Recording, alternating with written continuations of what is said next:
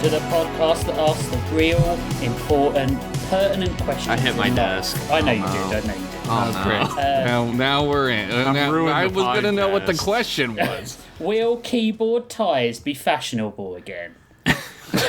Are bearded ladies sexy? How many characters are too many to keep track of? I'd say about 10. Yeah, well, yeah. Probably.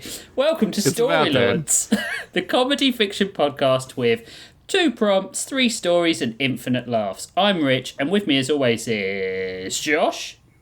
Hey, what's up? And Jeff. Hey, I want to compliment you on that, tagline. I've always liked that tagline, and I always mean to compliment you on it when I forget. Thanks. I was mean to compliment him too, but then we just wind up making fun of how British he is. Oi, what? What? You what, mate? You what, mate? You fucking cunt. There we go. Damn. That's brought the tone of the podcast down. Our prompts this week were, what the fuck were they? Inns and libraries, or libraries Princesses and and disasters. I totally didn't write my story and then go back and put them in or anything. That is the way. I weirdly followed the rules this week, so good job, me. Oh, man. Who's the fucking nerd this week? You finished first? You followed the rules? I didn't finish first. You did? Yeah, no, we recorded 2 days after we were supposed to record, and I still finished first. I finished 3 minutes before I had to go into a big meeting that lasted all day at work. So Jesus. What? This fucker in his real life. Oh, no. Ew. I know. What did you do in that? Ew, no. Talked about a fundraising application, and then ended up writing it on the fly. Yeah, it was brutal today. Anyway. Did you ever just stand up and go, fuck this, and just walk out? There's a promotional video for the charity that is heavily featuring me. Do we get to see this? Absolutely fucking not. Oh, fuck. Oh, wait a minute. You guys can see it. I'm not submitting it to the wider world. And effectively, they wanted to see it at the big ops meeting that we had. And there's 10 people there who I know and somewhat respect. And it's like here. The large portion of people there I actually like and respect. And they were like, yeah, we need to see it. And I just got up and I moved from the desk and I was like, I fucking need to see this, and just went back to my office. Lived it. Yeah. Yep. It's a good video if you like the sound of my voice. So 90% of that. Oh, okay. Okay, I was going to go the other way there. Paging Mr. Masters. Mr. Masters, you have a telephone call at the front desk. So, I love that movie. Yeah, but I'm talking about official work stuff. So... yeah, it's not funny in any way, shape, or form. But what a great episode. Look for it on the Patreon. But this podcast is funny. And this week we're talking about inns and libraries. And Jeff is going first. Don't oversell it, right? Yeah, it better be funny now, huh? Not that we had a conversation. Keep them light here. Not that we had a conversation like we always do every week about who's first, who's second, and who's third. Because we always forget. We should have a contest, and whoever gets it right gets something. Gets to decide the order. It's even more confusing. Whoever gets it right gets to be the middle of the human centipede, aka the best part. Is that the best part? What? The human storipede. Is it because you get to suck a butt and your butt is getting sucked? Yeah, you get the best of both butts. The best of both butts. Yeah, I guess. Right, Pennington, you are up. The title of my story is Kids Quest. And the prompts are libraries and inns.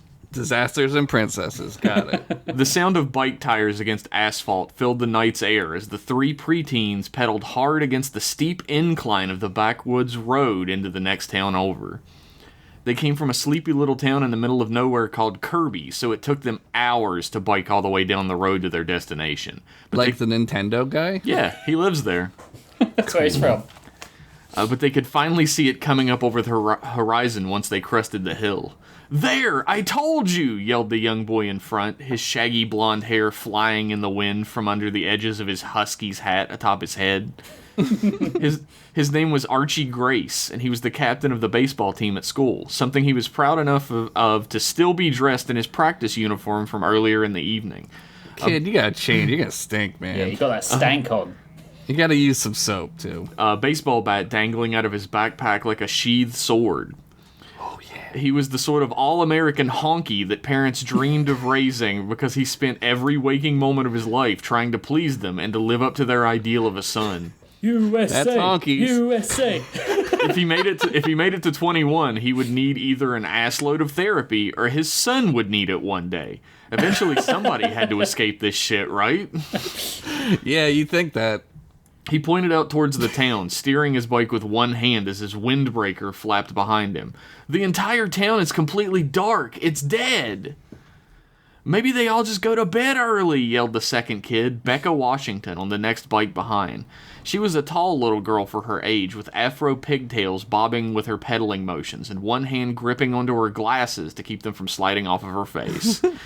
She wore a band majorette's jacket over her regular clothes, and its rough, scratchy material barely moved in the breeze.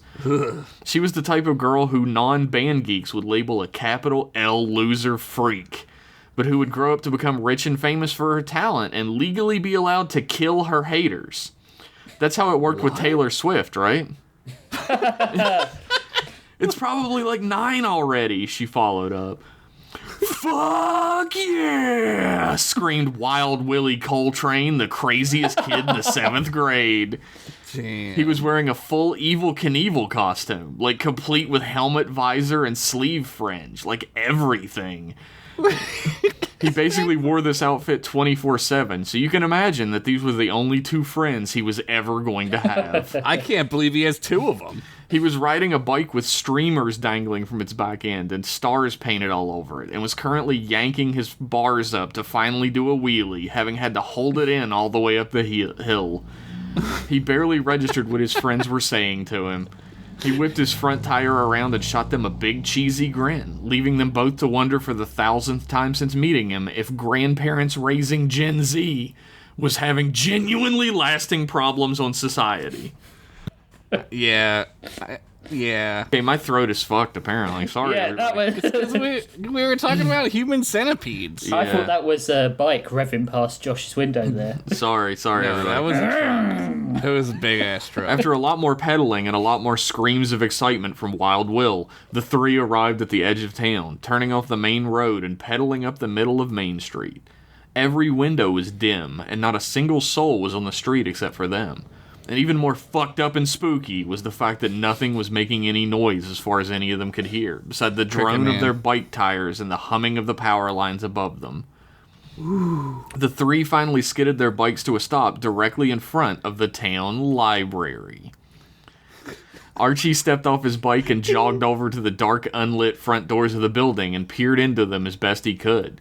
He turned to his companions and shook his head before making the short jog back.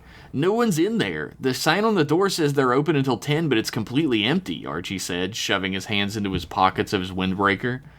"I just noticed," Becca said tentatively, looking around them in every direction before turning her eyes back to her friends. "The street lights aren't on yet? It's pretty dark." Get to stay out. Streetlights aren't on. The 3 of them looked up at the empty dark blue sky, which was blackening by the second above them. Soon, none of them would be able to see much. Archie dug in his backpack, rooting around inside of it for a few minutes before letting out an exasperated groan. "I packed 3 flashlights. I know they did. Where did they..." Both Archie and Becca turned their eyes to Wild Will, who was idly juggling all 3 flashlights with a completely blank, thoughtless look on his face. Wow. This kid only has 2 friends? He sounds pretty fucking cool. It's a fucking vaudeville act. There was a moment of silence as the 2 non-insane children exchanged glances before Wild Will finally took notice. Oh shit, yeah, my bad. He stopped juggling and held out 2 of the flashlights to his friend and kept one for himself. I just get bored real easy, and also don't have much of a grip on reality because my grandparents refused to have me medicated for my many social disorders and mental illnesses, as is the case for the majority of school-age children in the United States of America. Yeah, it's some things never change, you know? Archie and Becca exchanged glances once more, flicking their flashlights on reflexively once they had them. What? It's a genuine, widespread societal problem, Archie responded, flicking his own light on. Not everything needs to be a fucking punchline in these stories. Yeah. Fair enough, Becca said, sweeping down the street in either direction with her light. Maybe we ought to go home. I can't really see anything around here, and it's starting to really freak me out. Come on, guys, Archie said emphatically. We gotta find out what happened to this place. A few of the older kids said just a few weeks ago this was a bustling place, and now it's a complete ghost town? There has to be a reason behind that, and none of the parents seem to give a hoot. They just keep talking about stuff like taxes and the Masked Singer. They've obviously lost the will to live, but we haven't. You're right, Becca said with a resounding clap of her hands over the flashlight. Can you tell Jeff was at home this week? Can you tell that he was... Let's do some investigating. I bet we can get to the bottom of this. I bet I can jump off that roof and survive, Wild Will said, pointing at a 2-story house down the street. Hey. Archie placed his hands on Wild Bill's shoulders, then pointed at his eyes, and then back at his own with 2 fingers. Focus for me, okay? Man, I'll fucking try, Wild Will said with a shrug. At least he's aware of it. Okay, now, hands in. Who are we? Archie said with a huge grin, placing his hand out into the center of the 3 of them. Becky and Wild Will placed their hands on top and rocked down, and then all 3 threw their hands into the air and shouted, "The Spooky Squad!" Whoa! They all laughed in delight. Man, good thing nobody ever copyrighted that, Becca chuckled. Yeah, good thing. I'm pretty sure we did. Uh-oh. After they did their dumb little call and response, they set out to canvass the streets together on their bikes, going up one lane and down the other. All along the way, they kept their eyes peeled for any sign of life. No dog barked, no window lit up, no sound but their own ever rang out in the night. Nothing. They decided to redouble their efforts. They looked inside trash cans and found nothing. They knocked on doors, rang doorbells. Wild Will even started breaking a few windows by throwing rocks into them, and nothing ever happened. This is just like every, like, what do you call it? Do you guys have a name for Mischief Night? No. Do you know what that is? Night before Halloween. Isn't that? Yeah. It's the night that they do in The Crow, right? Is that The Crow? Yeah, I think that's in The Crow. Yeah. No matter where they looked, nothing seemed to exist in this entire town, except empty houses, empty streets, and the 3 of them. I'm actually starting to get scared now, Wild Will said, prompting gasps from both of his friends. He rolled his eyes and knocked on his helmet with his knuckles. I'm fearless about stunts and shit, man. I'm not trying to get eaten by a bagool or whatever. Let's get the fuck out of here. Can't know what a bagool is. I can't believe I'm saying this, but I guess I agree with Wild Will, Becca said, confusion dripping from her voice. Wait, Archie hushed the other 2 and pointed down the street towards an unassuming house on the corner. The other 2 kids turned to follow his gaze, seeing an extremely dim green light in the window, which seemed to pulse slightly brighter then sink back into darkness. Oh, that's so weird. What is that? Looks to me exactly like something, if we go in there to check it out, will cause us all to die horrible, gruesome horror movie deaths, Archie, Becca said, with aggravation curling up her features. Look, are we the spooky squad, or the too scared to look at spooky stuff because we'll pee our pants and have to get picked up by Grandma squad, Archie said, annoyance creeping up in his voice as well. By the time Archie and Becca noticed that Wild Will was gone, he was already over a third of the way down the street towards the house on his bike. They both sighed. Damn. Apparently he's not as afraid of bagools as he thought, Archie said with a shake of his head. Both kids mounted up on their bikes and rode down the street after their friend. Wild Will at least had the wherewithal to wait for his friends to meet him at the front door before he did anything else. Archie grabbed his hand before he could reach the handle, though, and yanked it back. Silently, he motioned towards the window they had all seen the light emanating from as an alternative. Wild Will and Becca both nodded in agreement. The 3 of them crept across the slightly too tall, dewy, wet grass, their sneakers squeaking against the wetness in the still of the night. It felt like way too long a time before they finally reached the window and hunkered below the sill. The three friends exchanged glances, then nods, then jolted up all at once to peer into the darkness of the window above them. Inside was an unassuming living room, decorated in the unmistakable style of a grandmother's touch. Knickknacks, curios, and glass sculptures of questionable taste resting on every surface, a doily beneath. Any Werther's originals? Of course. Multiple glass bowls. The kind of home that looked more like an uncomfortable but affordable roadside inn than any place anyone actually lived. I never thought of it like that. But the real sight to behold was in the very center of the room, where a coffee table had once been, but had been displaced against the far wall instead. Sitting in its place, slowly rolling in and on itself and pushing outward and back in from the force from inside it, was a pulsating, undulating mass of green, bubbling semi-solid. What? It gave off a faint greenish light with each pulse, like a bioluminescent heartbeat coming from inside. That's just Nickelodeon gas. I was going to say, I thought you said green semisonic, and I was like, is he talking about the band? That was Is he talking about the hedgehog? That was my class song, Closing Time. Really? Do they know that's about a bar? Yeah, they knew. All across the floor on either side of it was strange brown-greenish goo, which the gigantic mass was sucking into itself, then letting out rhythmically. Oh, wow, now I'm semisonic. What does that mean? Anyway, all three kids whipped around and dropped onto their butts back onto the ground, their backs against the plastic siding on the outside of the house. They breathed heavily and stared out into the night, silence passing between them for what felt like an uncomfortable amount of time. What is that? Becky finally broke the impasse, her voice a hoarse whisper a little too loud than she meant it to be. It's like some kind of pod or something? I can't even imagine what would be in that, Archie whispered in return. His own voice quieter, but no less frayed with fear at its edges despite his false bravado all night up to this point. Look, let's get the fuck out of here before Slither pops out of that shit and warms up our assholes, okay?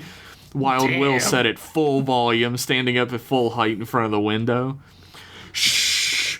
Both other kids hissed out at him, each grabbing one of his arms and yanking him back down into a seated position on the ground.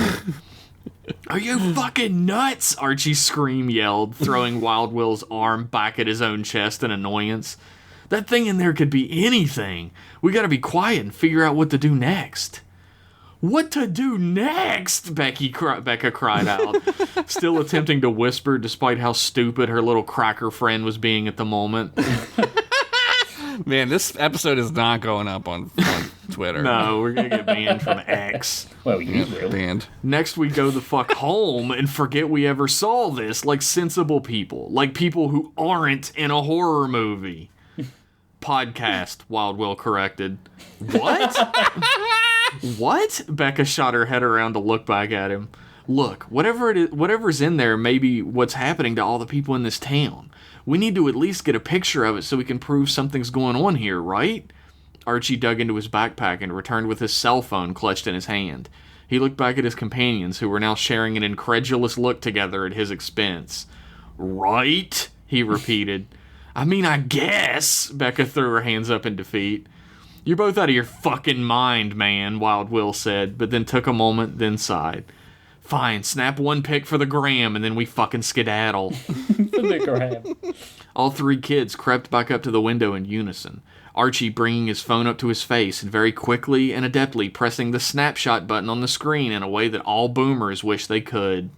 Aww. Wait! Push the two buttons. Wait! Becca called out at full volume, but it was too late. The flash on Archie's camera went off, illuminating the entire room on the other side of the window in bright, blinding light. Why would you ever have the flash on? He's like 12. All three kids winced and braced themselves for the absolute worst. But nothing happened. They blinked at one another, and Archie quickly shoved his phone back into his pocket. Then all three swiveled on a dime to gawk back into the window with hopes that nothing had changed inside for the worst. hopes that were completely dashed when they saw the pulsating green gelatinous shape had seemingly split open and collapsed in on itself, leaving only a radioactively glowing slurry all over the floor in its place. The terrified worry on each of their faces was reflected into the next kid as they looked at one another. It's just ecto-cooler. What happened to... Archie sputtered out, staring back into the window at the gelatinous mass. The three dropped back onto the ground and hid their backs against the siding once more below the window. Becca snatched the phone from Archie's hand and stuffed it into her own jacket pocket in one motion, glaring at him with a fiery rage. Each of them was breathing heavily, but Wild Will was the first to swallow his fear and speak. Maybe the flash caused it to, fall in on itself? Like a souffle or something? What do you know about souffles? Becky suddenly snapped back to reality, completely taken aback by his death wish having weirdo knowing about baking. Look, all I'm saying is, a 4-foot-long curved blade exploded out of the plastic behind Wild Will and punctured completely through his abdomen. Its shining coarse metal caked with the young man's blood as it emerged into the night's air. Archie and Becca screamed at the top of their lungs, diving away from their skewered friend and fumbling up to their feet to run in different directions blindly away from the carnage. From the corner of their vision, they could see back behind them the blade was dancing in and out of the boy, splaying blood and intestines into the air like a fountain from its continued hollowing of his body. Wild Will's eyes were wide with surprise, and blood flew from his opened, visually screaming mouth, but no sound escaped him. This just got a hard R rating. Yeah, we went from PG real fast. Archie mounted his bike as fast as he could and began pedaling down the street away from the horror behind him, his mind racing for survival too fast to understand he may be leaving his friends to grisly deaths. It was certainly too late for Wild Will. He turned down the street at its corner, his hoarse breath rattling out of his dangling open mouth as he pushed himself as hard as he could to pedal. He could feel the distance between him and death, and he was working overtime to extend it. But the once silent night was now filled with the loud, violent screeching of the thing that killed one of his best friends, and it echoed off of every empty alleyway in House Fascia, so much that he couldn't tell whether it was a mile away or right behind him. The long, bladed fingers which dug into the back of his head and wrenched him back off of his bike answered that question for him, unfortunately. Oh, God. The car's just going to pass and leave this happening to this kid? They're coming! His head hit the concrete first, causing his entire world to go spinning out of control from the force of the blow. He crumpled into a heap, his bike sailing off without him into a nearly perfectly trimmed bush outside of a $500,000 home, left empty down the street. His world whirled and turned. Why did I write that? Ooh, that's tough. Yeah. He tried his hardest to write it, grasping onto the asphalt beneath him, though it burned his skinned palms to do so. When he threw his head back through the haze in his mind, he could make out the shape of a gigantic creature standing over top of him. He threw its head back, and its dark face split open to screech at the sky, sputtering blood and viscera into the air as it did. From the corner of its split-open hole, human intestines dropped onto the road next to where Archie lay, and he would have retched in disgust had not the panic clenched at his very soul. He reached over his shoulder and felt the tiniest sliver of relief at the feel of the wooden haft of his Louisville Slugger meeting his palm. He yanked it from his pack and rolled onto his backside, gripping his baseball bat with both hands and swinging away with every bit of strength left in his body. Clunk! The bat hit something so solid that it stopped instantly, the reverb causing it to wrench itself from his hand and clatter violently on the road, rolling away from him all at once. He tried to scream out, but a flash in the night stopped him somehow. He would never know why he couldn't scream in that moment. The last vision he ever had was the world turning upside down and his viewpoint spinning away from where it had been and landing on the cold, unforgiving pavement too far away for his reckoning. And then nothing. The blade had sluiced through the meat and bone of his neck cleanly, and the force of the blade's motion had sent his head flying down the street, landing with a disgusting thud against the ground a dozen feet away. The massive bladed creature then dropped to the ground and unhinged the horrific hole in its face once more, diving into the corpse of the boy and beginning to feast upon it with wet, haphazard gulps and bites. Becca ran as hard and as fast as she could across the empty home's front lawns, staring back over her shoulder into the darkness for any sign of movement following her. She could barely breathe, the cold night air stinging her lungs with every heaving breath, but she couldn't stop, carried along on the speedy wings of absolute terror. She turned down a side street and then up another, cutting across another front lawn and through a backyard in an attempt to make herself harder to catch. She had known basically where she was relative to everything in town, but she wasn't from here. She'd never been here before, so it was getting harder and harder by the second to tell if she was going in the right direction. She turned down one last alleyway and then skidded to her stop, her eyes wide and her heartbeat suddenly feeling like it completely stopped in her chest. At the end of the alleyway, a man stood. Cricket Man! He wore a long overcoat and a low-slung hat with a wide brim, and was standing in the direct center of her path, backlit by the little light of the moon left in the night. Who are you?" she screamed out, but the man simply held up a hand to request her silence. "I live in the house right here, and heard a commotion," he said in a warm, welcoming tone, pointing at the house next to where he stood. "I thought something might be wrong, so I put on my old coat and came out to see. Are you okay, little girl?" Becca felt herself ease up slightly, but then frantically began to point up behind her and close the distance between herself and the Good Samaritan. "Oh my God, there's a monster, a something! It killed my friend Will! It killed him!" she screamed out. "Oh my," the man said, placing his hand to his lips. "That is good news." "It's still..." She paused, turning to look up at the man now that she was 5 or 6 feet from him. She took a step back, raising her hands up between them. "What?" From beneath the man's overcoat, a gigantic prehensile limb shot out into the night's air, the recurved pointed blade at its end piercing directly into the young girl's stomach and raising her up off the ground from its force. No! Becca sputtered and tried to scream, but blood just drooped from her mouth down onto the ground far below her. The strange, slimy, bladed limb she dangled from slithered through the air and drew her closer to the man in the overcoat, until he could reach his hand up and into her coat pocket. He returned with Archie's phone in his hand, and began to fiddle with it idly with his thumb on the screen out of her view. The barely visible night around her began to dim further and further, the pain in her entire body getting further away as she watched him until she could watch no longer. The man in the overcoat looked at the photo on the phone Archie had taken earlier. It clearly showed the unimaginable horror that had assailed them being birthed from its horrific green cocoon and slithering into the darkness beyond the flash. The man smiled and typed a number into the phone's call screen, holding it to his ear. "It's me. I've arrived in Whitesville, Connecticut, as advised. No, none have survived. Yes, subject number 2 has come to full fruition." He paused for a moment, listening to the other line. "Tachibana is loose once more, yes. Yeah! We have received better data telemetry on the next generation chrysalids than ever before from his previous escape. We will continue to monitor him." The man listened intensely, and then a venomous smile spread across his lips, far too wide and too tall for anyone truly human. "Yes. Hail Gestalt." He held the phone out at arm's length and then crushed it beneath his elongated fingers like it was made of paper mache.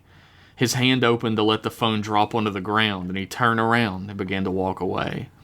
His bladed limb whipped in the air behind him, throwing the corpse of the young Becca Washington into a vacant front yard haphazardly, as someone would throw away trash. Back in the house where the horrific monster had been birthed, across the room from the gelatinous remains of the cocoon that birthed it, undisturbed and still in perfect shape, lay a large pile of purplish-gray ashes, the remnants of an unwarranted murder. The end. He's back. I knew he wasn't dead. I knew it. Cricket Man returns. You can knock him down, but you can't knock him out. All it took was the death of 3 innocent children, but he's back. I love 2 things about this story. The setup that it's definitely going to be a Candle Cousin style romp that gets That's what I obliterated. thought. That's what I thought, yeah. And the fact that my sort of parody of Kamen Rider isn't a friend to children, he murders them and eats them. I mean, some kids deserve to be killed and eaten. Yeah, I don't Damn. know about Wild Will. He had a lot of problems, and his life kind of sucked. So Any cowboy-adjacent character is brutally murdered. He in was was not cowboy adjacent. He had a cowboy-ass name, man. Now we're gonna get into the Britishness of what you just said. He had a cowboy-ass name. Evil Knievel is not a cowboy. I didn't say Evil Knievel was a cowboy. He's a dressed stunt as rider. Evil Knievel. But he's dressed as Evil called Knievel. Wild Will. Because he's wild. All right, okay. It's alliterative. All right, okay. Although I guess his last name is Coltrane, which really sort of That's adds pretty. to the Yeah, you know what? cowboyness. He's a cowboy. Yeah. He's a cowboy by birth, but wants to be a stunt rider. That's fine. That's fine with He's me. dead as fuck now, so it doesn't matter. No. Doesn't matter what he wants. Once you die, nothing you did matters. Yeah, that's right. Everyone forgets about you within 6 months. Wow, so. that sounds really cool, man. Doesn't that sound peaceful? Yeah, it does. Sounds pretty nice. Sounds like a big sleep. Well, That's why they call it that. they call it the Big Sleep. The That's why they final call resting New York place. City the Big Sleep. It's my favorite Raymond Chandler novel, The Big Sleep. That was great. Thank Yeah. you. That was great. Yeah. I raised my hands up in the air when you said Tachibana. He's back, baby! I knew he wasn't gone. And he's out of control. He's fucked Was up. he ever? Was he in control? No, he was never in control. He was sort of in control. Like, he didn't turn into the Cricket Man, like, all willy-nilly. No. The rabbit hole goes deeper than you think on this one, is all I'll say. Oh, God. I'm not ready. Okay. I'm not ready. I think we're gonna have a new POV character from this as well, but you'll see that later. All right. What, like Riley Reid or... Oh, that kind of POV. A bit telling on ourselves that we all laughed at that instantly. I mean, everybody knows who Riley Reid is. Everybody. No, I was just laughing to keep along. I don't know who she is. That's right. That's right. You can see that tattoo from space, bitch.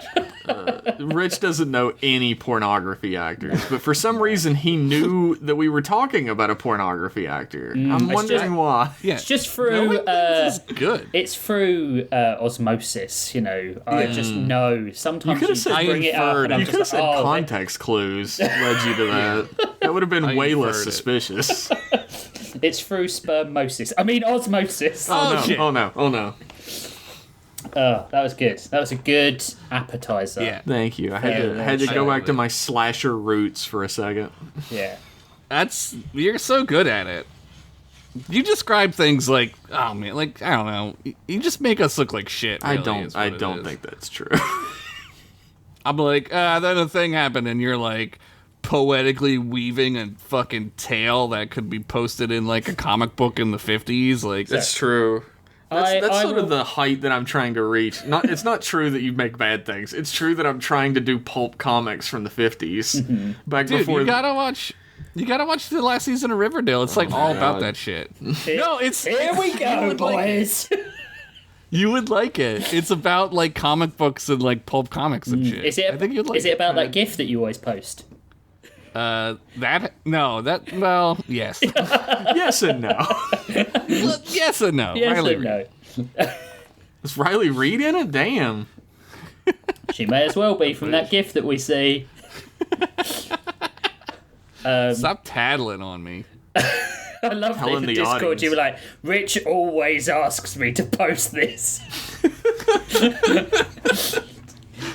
It's funny, like you need to ask me to look at the GIF. There's like you so many couldn't people find it. right now that are so confused about what GIF this is. It's not even pornographic. No, it's, It's not. not. It's not.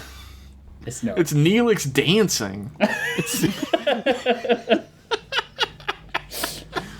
Oh, man. man. That was good. Right, shall we take a break and then come back for part 2? I'm not. Sure. I'm asking, but I don't care. We about the shall. answer. We'll be back in a few minutes. Bye! Wait, don't leave. We'll be right back. It says bye.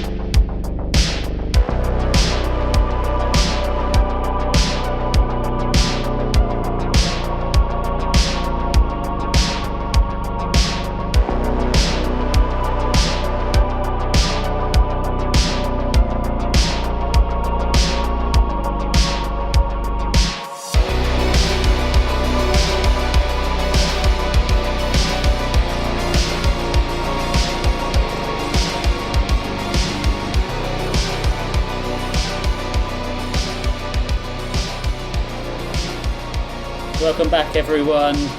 It's part 2, the middle bit. I'm doing it now. I'm doing the story. You can tell I'm excited about it. Our next story is from Rich Masters. Take us in, Rich. I'm doing it now. My story is called Scales, Wires, and Bangs.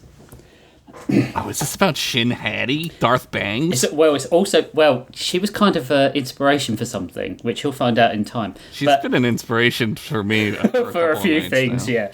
Yeah. 3 months before the explosion on Elima, I'll suffix this with, if you remember what happened in the last episode was, the Senate building blew up with Kellen's dad inside. R.I.P. maybe. Maybe. He's dead as fuck. You were like, oh, he's a good dad. I was like, he's dead. Yeah. So this is 3 months before. Okay. Will you just calm down? Whoa! It's Skeletor or something. It's not Grissom Graves. It's not Grissom Graves, or lighter Grissom Graves, or Russian Grissom Graves. The Reap woman gasped as she tried to prise the crocodilian hands from around her neck. The thing was too strong, and he smelt like an old leather handbag full of day-old farts. What is that exactly? An old person's handbag. A Cracker Barrel handbag. Sorry, mainly... we have to call it, it's a euphemism, honky hut. Honky hut. The cyborg Norngard Poindexter next to him was behind him, rushing towards them with the stun cuffs. She kicked at the turned-over commissary chair next to her, which flew into Metal Millhouse's ankles. Metal Millhouse? The blow sent him as flat and splayed as your mum after a glass of cheap rosé and a cheeky wink.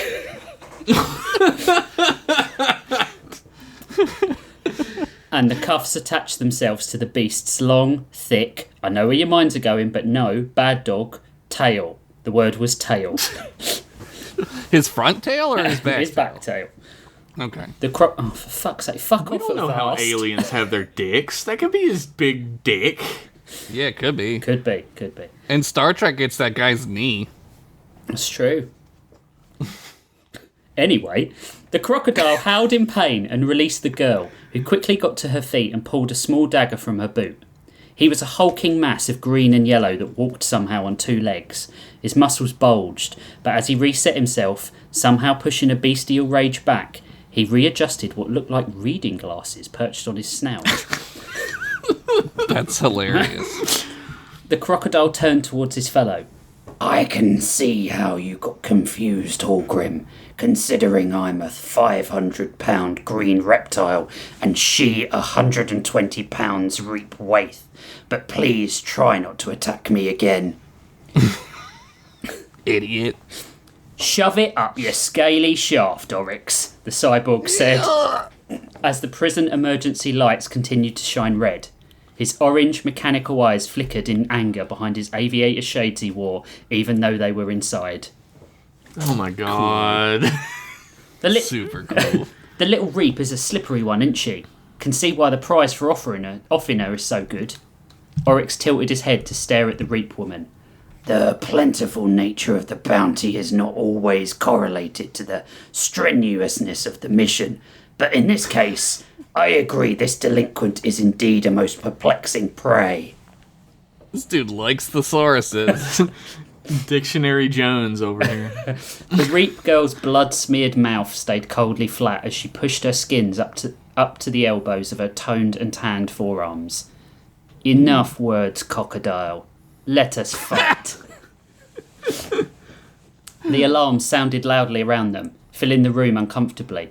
From the far side of the commissary, a prison detail dressed head to toe in riot gear filed in around the three jumpsuited detainees. Hallgrim looked around anxiously, cradling the stun cuffs before turning his nose up in a sneer. Don't suppose you got anything bigger in your boot, eh? Telegram!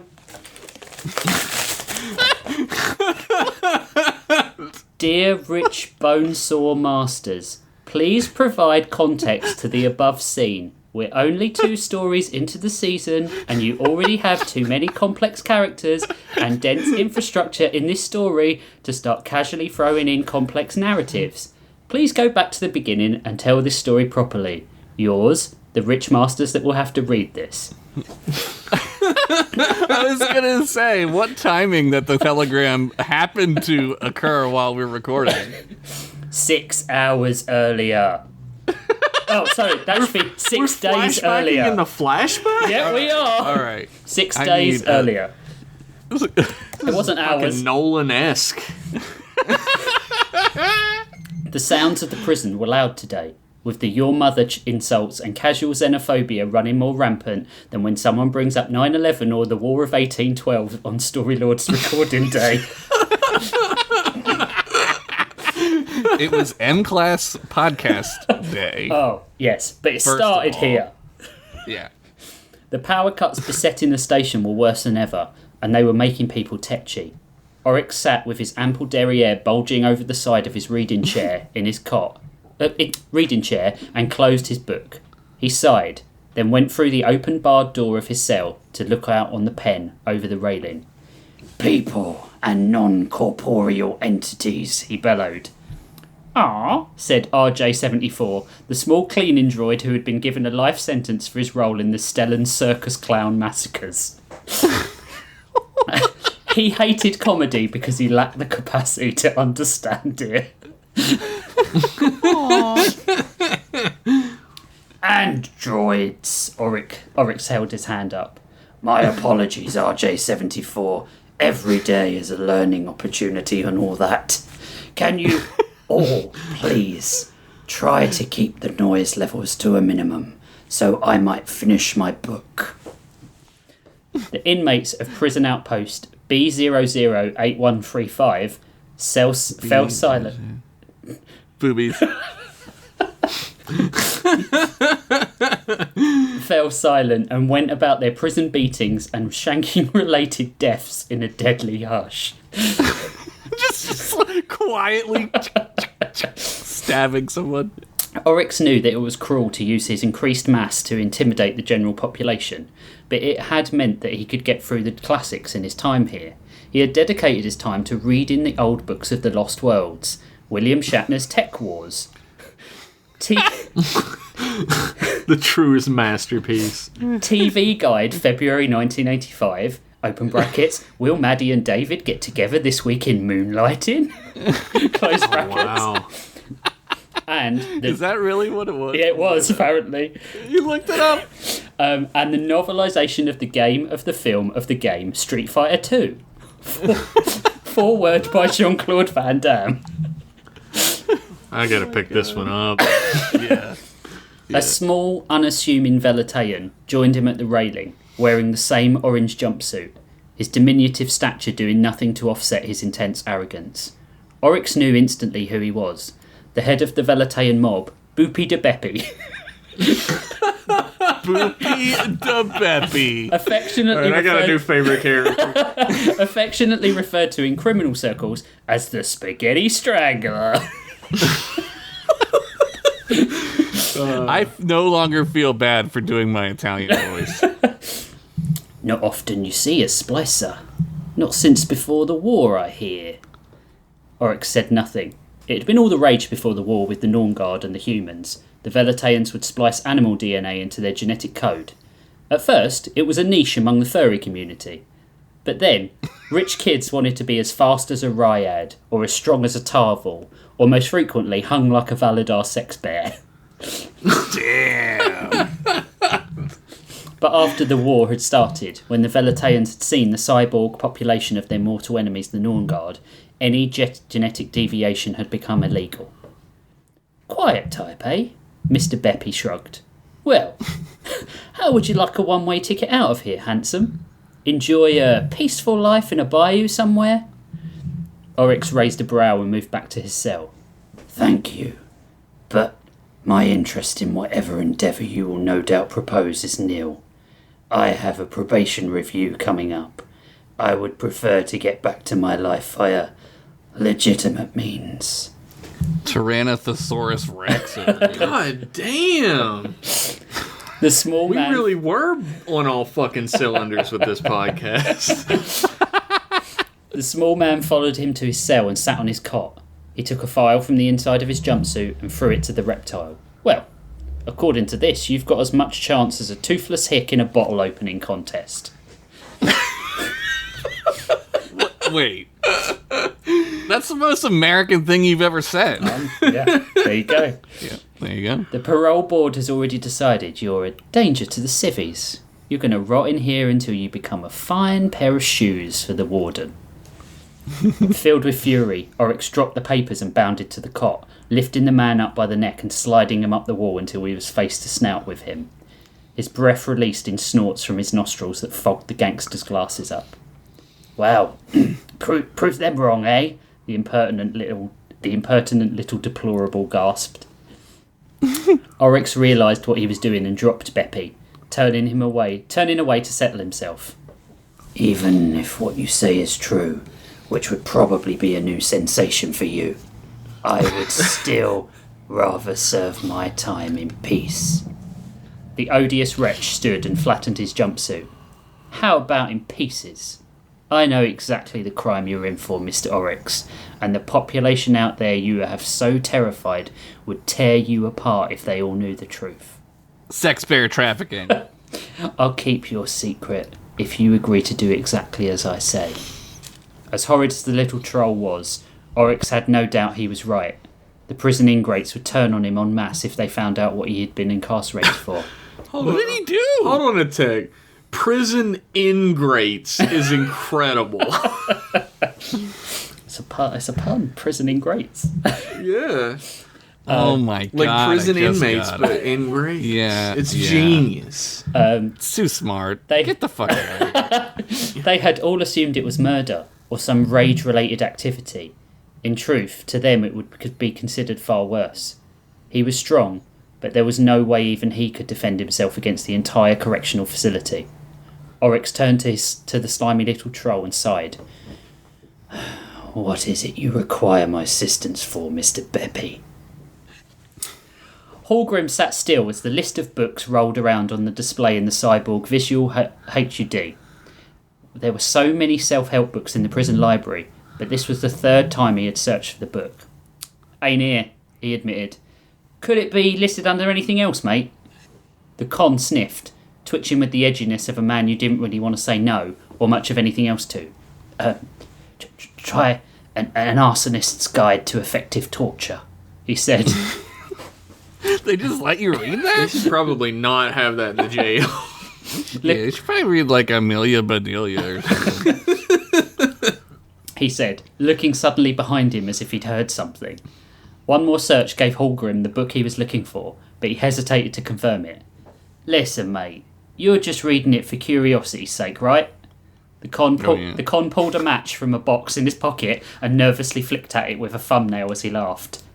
Yeah, curiosity, right, yeah.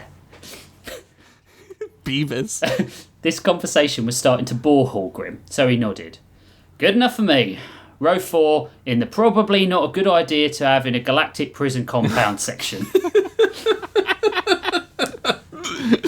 As the convict... At least they're aware. At least they're aware.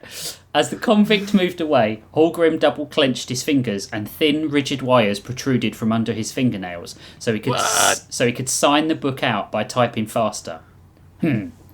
Billy Baby Burner, self-help book 42, he said to himself. Billy Baby Burner. No wonder he ended up being a pyromaniac. Baby Burner was a hyphenated surname. He said to himself before someone closed the top of his folding computational machine down on his hands. He whimpered in pain as the lights flicked on and off again in the prison, revealing Hallgrim's visitor in all his lack of glory. Hallgrim looked up into the beady, dark, meatball eyes of the spaghetti strangler. He's got meatball eyes. Hello, Hallgrim. Commit any petty crimes lately? Hallgrim smiled. Well, I pissed in your mum's cornflakes this morning. That petty enough for you? Damn, petty. It's a good thing I like you, Hallgrim. Beppy laughed, then pressed the machine top down harder, causing Hallgrim to grimace in pain. But don't test that affection. Remember, if I hadn't stepped in on your first night here, you'd be on date nights with Balls Deep the bounty hunter.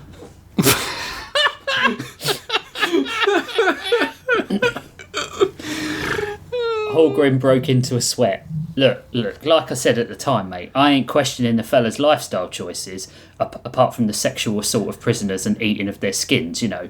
I've just got a girlfriend already. She goes to another prison. You wouldn't know her. She's got... she got in prison for being too sexy, you know. Don't look it up. Their prison records are down, you know. Holy shit. You're full of shit, boy. Boopy de Beppy flashed his shark eyes at Hallgrim. Coincidentally, he'd had his usual eyes replaced with shark eyes to seem more intimidating. He released the laptop. Seems like a terrible upgrade. They're sideways on his head. It's like lateral at best. He released the laptop and Hallgrim rubbed his bruised digits. I'm here to call in that favour you owe me. As far as I recall, you already cashed that favour in when you got me to patch you into the security subsystems to help you smuggle the contraband in, Hallgrim sneered. Unless you need more sherbet and pasta-themed porn already. Pasta-themed porn? Cannoli's a tube. Oh my god, hold on, I gotta go do something real quick. Where do you think that white stuff comes from? Smart mouth on you, kid, Beppy smiled. Consider this the last part of that favour. In a few days, a friend of mine's going to come calling, and you, my cyborg friend, are going to help him. Help him do what exactly? Hallgrim cradled his hands. I hope it isn't a hand job, because my fingers are well and truly fucked already. Another one. Another pun. Beppy smiled his shark smile. I mean, this guy was a thin away from being a shark man at this point. The two of He was you. ragging on the crocodile, man. He's got all this shark shit in him. Natural enemies, Yep. Jeff. Jeff. The two of Other you. rich. The two of you are going to kill a prisoner for me. It was 2 more days before Oryx entered the prison library, and there, at the counter waiting for him, was a Norngard cyborg who looked like he was born to take the role of prison librarian.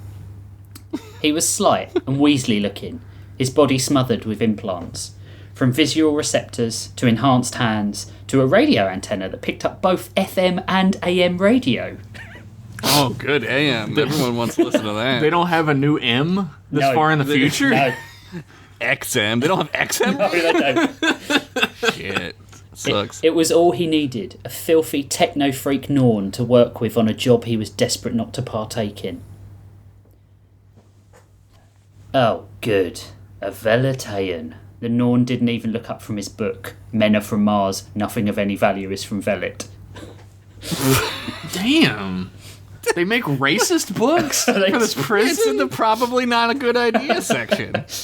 I was looking for a way to make my time in maximum security with rapists and killers somehow seem comparably less miserable. Days must indubitably be terrible merely existing as a Norn, Oryx said through gritted teeth. The war might have been over for a long time, but the scars were as deep and rooted as Mitch McConnell's obvious dementia. Oh yeah. Oh yeah. I can't wait. I'm gonna say it. I can't wait. Yeah. Ding dong, the dick is dead. Just drop dead. The hatred so burned in, it was like showing a red rag to a bull or a colour chart of brown paint to a police officer. Holy shit. Oh, jeez. I don't want to follow this. Listen, pal, I'm a black belt in 4 types of deadly martial arts, and my dad was the heavyweight boxing champ of the Outer Rings, Holgrim muttered. You can't intimidate me. Oryx shook his head. His dad works at Fight Tendo. Oryx shook his head. I'm not trying to intimidate you, fool. I'm trying to get this nonsense over with so I can regain some of the brain cells lost in this pointless diatribe. Listen, Beppy said you'd be coming, that you and I were to offer prisoner. Hallgrim put down his book and stared at Oryx, which will probably be a break from all the child eating and old lady robbing that gene trash like you are used to. Damn, gene trash is fucked up. Yeah, that's a whole new level. And you have a guy named Beppy to Beppy in your story. Oryx bristled, his scales tightening. Did you have to utilise your inbuilt dictionary for any of those long words, Norn? Or were they indelibly tattooed across your mother's back, so you had something to read while you sired some more cretinous siblings? Something to Riley read. They looked at each other for a long time, a hard stare that could have fried an egg, until Hallgrim did something unexpected, threw back his head and laughed. All right, Norn, I can work with you. I'm Hallgrim. Oryx offered a tentative hand. Oryx, he growled. With a sneer, Hallgrim looked at Oryx's outstretched claws. I said I could work with you, mate. I didn't say I wanted to pick out our forever home. Oryx pulled a piece of card from his pocket, the sort of record card that normally sat in the cover of a library book. Beppy gave me this. They moved over to the stacks to locate the book referenced on the card, finding it instantly. It was juxtaposed against the rest, sticking out like your mother's phone number in my contacts list. Wait, why is there a number in there? Listen, Janice, or Martha, or whatever your basic old bitch name is. Damn! Don't be drunk dialing me at 9:30pm on a Tuesday when you've polished off a bottle of whatever bargain bin bleach that passes for wine at the discount aisle of your local 7-Eleven, begging me to be your baby's daddy because I'm one of the only decent fathers out there. Because, number 1, I know, bitch, you don't have to tell me. 2, I'm not interested, you look and smell like a foot. And 3, your son is 37 years old. You probably should just bite the bullet and get him a therapist or a chiropractor at this point. Maybe both, if his birthday is near Christmas and you can palm it off as one present.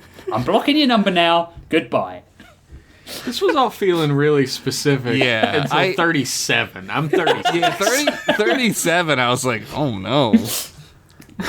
The book had no obvious signs of library wear. In fact, the binding and leather was... yeah, I just went straight back into it.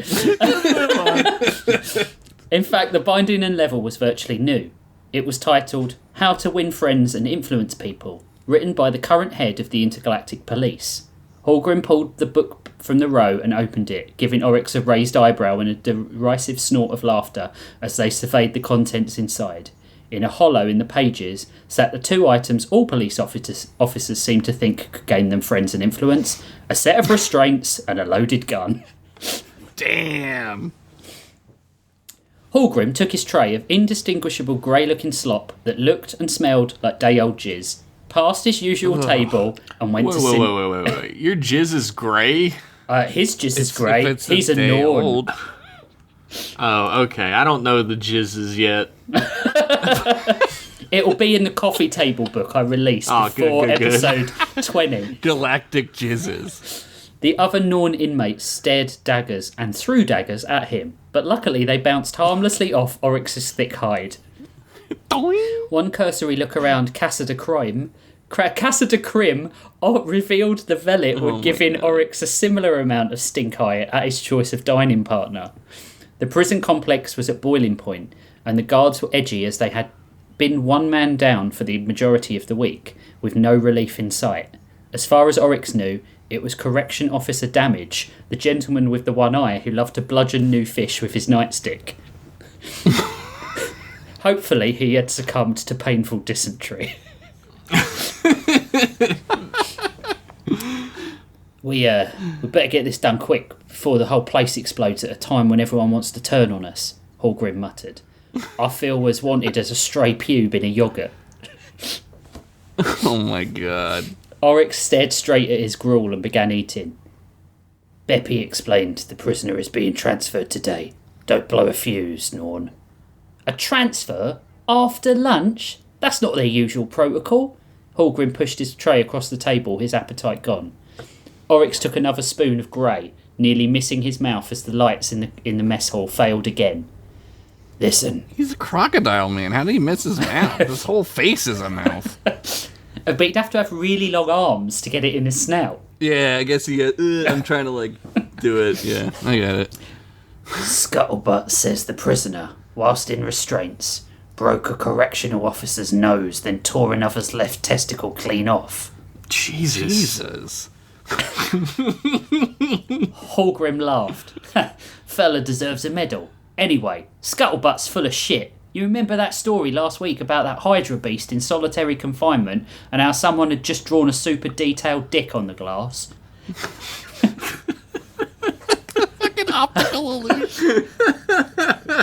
Oi, Scuttlebutt! He shouted to a human-sized... I knew it. I knew Scuttlebutt was going to be a guy. I knew it was a guy. He shouted to a human-sized beetle dressed in a do-rag.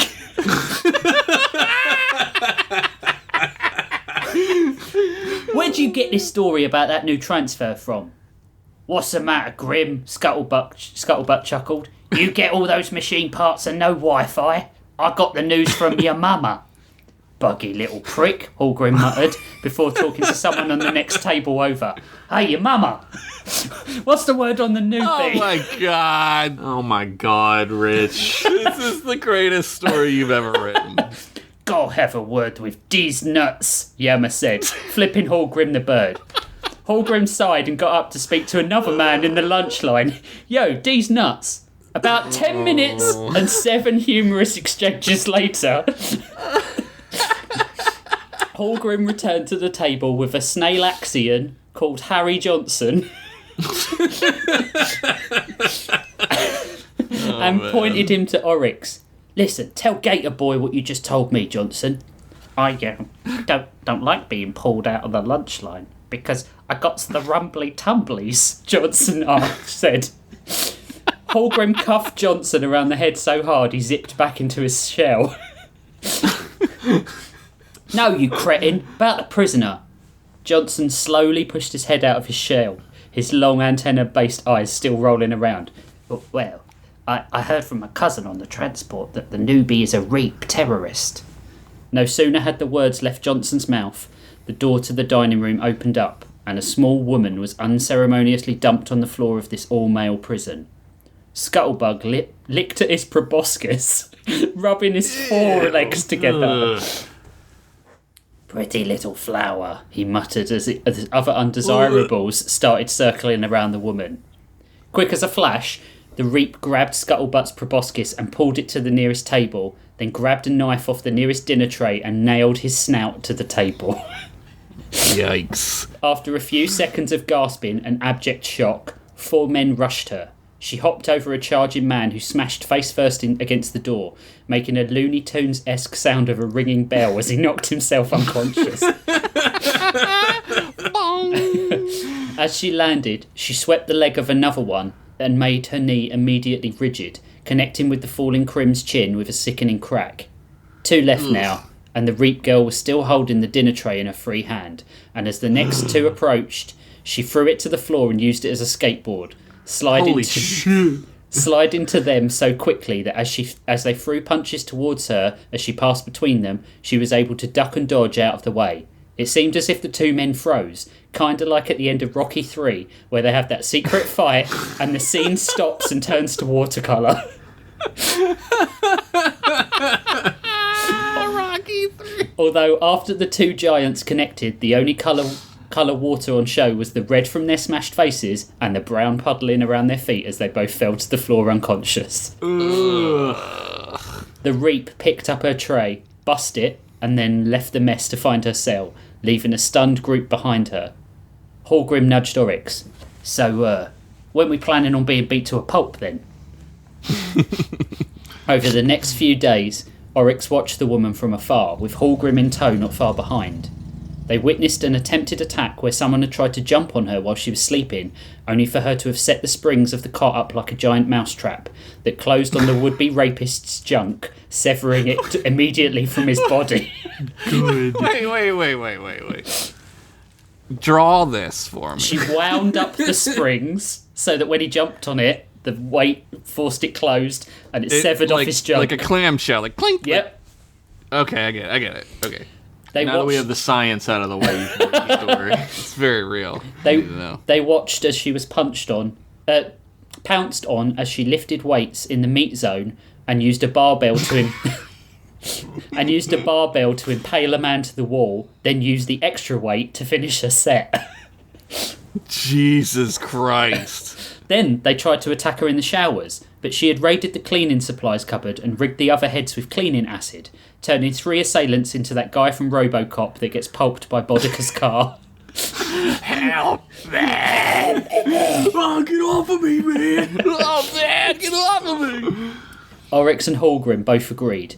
Who the hell would send them after a lone reap? Even one as brutal as her. The prison itself would get rid of a reap soon enough. She couldn't fend off these attacks forever. Hallgrim noted that she was starting to look tired, though, not being able to sleep for the last 2 nights of attacks. The two immediately went to the library to retrieve the gun and cuffs for all the good it would do. Maybe, Beppy will let us off when we explain the woman's a straight-up killer machine, Hallgrim offered desperately. Yes, indeed. Beppy has always seemed the reasonable sort, Oryx nodded as they turned to the stacks. All right, smart-ass, I was just trying... Hallgrim stopped and put a hand to Oryx. There, lying dead, was correctional officer Damage. He had been shot repeatedly in the torso, but had been dead a few days by the smell of him. It's a setup. What preposterousness is this? Oryx was flabbergasted and went to approach the body, but Hallgrim stopped him. Well now, I know you ain't the big bad everyone thinks you are now, Hallgrim smirked at Oryx's puzzled face. Only a rank amateur would put their hands on a body they didn't kill themselves. This is a frame job, mate. Yep. Boopy to Beppy? Oryx asked, suddenly sounding stupider in a crocodile voice. Suddenly realising the puzzle pieces falling into place to reveal a picture of 2 jackasses. That's great. He wanted me gone because I'm a threat to his power. The prison lights flicked off and on again, and Hallgrim clicked his fingers. And he wants me dead because I know he has access to the security grid. He's clearly causing these blackouts, and I know now he's killed a guard. But why send us after the Reap if the guards will kill us anyway because of this sack of hate? To keep us busy, Oryx muttered, angrier than he could ever remember being. And if she killed us in the meantime, it just gave the guard more bodies to pick through while he escaped in the chaos. Hallgrim unzipped his jumpsuit and brought the computer's USB hub down to his crotch. When Oryx looked at him in disgust, he shrugged. I had some surgery to turn my John Thomas into a dual data drive and lovemaking machine. I mean, why not? Guards weren't exactly going to check me down there. They got a bad case of the not gays. Let me tell you about American prisons first. Hallgrim accessed the prison's database tenderly and gently. Oh my god! Just like I thought, Beppy arranged for the Reap's transfer here. Well then, Oryx said, pulling the stun cuffs from the library book but leaving what was clearly a murder weapon next to the body. Let's go make a friend. Hallgrim overrode the cell door and knocked loudly on the bars, eager not to become a dickless, impaled blob man anytime soon. Hello, Reap lass. We come in peace. For goodness sake, Hallgrim, we don't have time for this. Reap, someone is trying to kill the 3 of us and we need to work. Oryx marched into the cell and pulled back the covers, only to reveal a piece of paper with the words, "Look up," written on them. It's a fucking Roadrunner. He obliged just as the Reap, who had been pressed to the ceiling like some freaky Spider-Woman, descended with what looked like a metal pole she had dislodged from her cot. Oryx caught the woman in midair. "We're here to talk." She slashed across Oryx's face and he instinctively threw her. The force was such that she flew out of the cell, over the guardrail and down into the common area. The lights turned off, the emergency lighting glowing, replacing it with a red glow, and the prisoners rushed to the door of their cells, hooting and hollering encouragement and obscenities. Oryx jumped over the rail after her to try and calm the situation down, and Hallgrim sighed, ran to the stairwell, annoyed by their shows of athleticism. As the Reap woman tried hacking and slashing at Oryx with the pole, he grabbed it and threw it away, then held her by the neck and pushed her to the floor. "Will you just calm down?" And you're all caught up now. Our three heroes are probably a stretch, so let's just call them simply people, are now surrounded by prison guards and have been framed for murder. Let's check in with them, shall we? "This is what I was attempting to disseminate to you before you tried bombarding me with furniture." Oryx found his back against the other two, trusting an enemy before ever trusting in an authoritarian fascist force. Nice. Smart. He has that tattooed on his knuckle. He's got a lot of fingers. Yeah. "I had been told a lizard and robot would come for me," the Reap said in her thick veil accent that was vaguely Russian, because Rich can do that accent. Yeah, good job. "They said you were sending people against me." "Told by Boopy de Beppy, I reckon," Hallgrim said, rolling his eyes. The Reap turned. "How did you know? The small man who smelled of marinara and sweat." "Also told us we needed to kill you," Oryx laughed. "But that's why we came to talk to you. We need to work together, Reap, to get out of here. Hallgrim, any way you can... Well, I could quickly upload some tasteful obituaries, but apart from that, I'm fresh out of ideas." "Ready?" The guards raised their rifles. "I wish I could say it was nice knowing you both, but it really wasn't," Hallgrim muttered. The Reap touched her ear, turning her head as if distracted. "Where have you been?" "Aim," said the guard. "Now would be preferable," the Reap said as if to no one. Hallgrim gave Oryx a look. Great time for our badass Reap killer machine to go doolally. The Reap turned to them with a smirk and got down to her knees. "I would cover if I were you." Oryx ducked and heard the sound of shattering glass before a white light flooded the common area from the skylight above. The last thing Oryx remembered was watching as the guards, the Reap, and Hallgrim all fell to the floor as the flash hit them. Oryx woke with a start in a comfy red leather chair that was just the right level of worn by a roaring log fire. He nearly knocked over the small table that sat in front of him that had a large tankard of ale atop it. He grabbed the glass and downed the 3-pint contents in one long slurp, then looked around to find Hallgrim, the Reap girl, and someone else similarly holding glasses. "Thought you'd never wake up," Hallgrim patted him on the leg. "What's happening here?" Oryx slurred, still dozy from the stunning. Where is this?" The Reap had her mask off. She was no older than 25, her face bordered by misshapen blonde bangs. Her face was dotted with scars, looking like she'd been through the wars. "Free, Crocodile Man. You are free." The stranger put her tankard down. "This is a place I found some years back. It's called the Midpoint Inn. It's on the outskirts of the Vale." A great warhammer rested upon her lap, and she wore a platinum bear helm. Ooh. "What would a pillar of a lemur want with 2 cons and a Reap?" Oryx sneered, no lover of the pillars after what they had done to the spliced. "The Reap is my friend, and you two were the only people in that prison that tried to help her," Raph said, draining her glass and putting it back on the table. "I could have spaced you both while you were unconscious, but she said you were innocent pawns." Hallgrim sat straight and cleared his throat. "Hey, I'm not innocent. I've robbed banks, you know, and participated in cyber fraud through the 5 sectors. I stole I wonder how he got in prison. I stole the Vashni diamond from Velit Prime. Oryx pushed Hallgrim back in his chair. My friend here has a penchant for deception and exaggeration. What he meant to say was, thank you.